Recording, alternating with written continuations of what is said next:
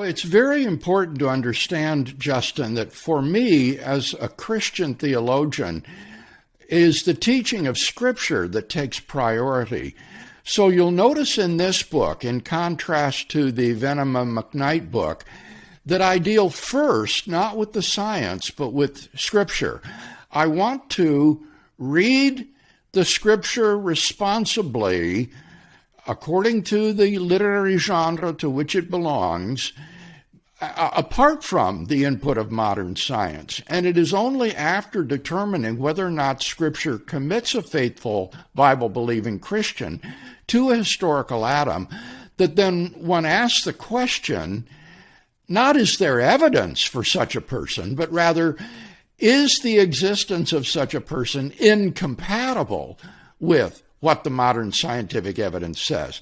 And so that's why, as Josh says, I just assume the current scientific paradigm and ask, is there anything in that paradigm that would be incompatible with thinking that Adam and Eve were members of the ancient hominin species, Homo heidelbergensis, the last or most recent common ancestor of Neanderthals, Homo sapiens, and Denisovans. And there isn't any such evidence that would exclude that scientifically.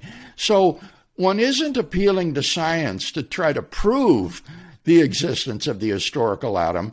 One is simply asking whether or not the biblical teaching that there was such a person is compatible with what contemporary science tells us.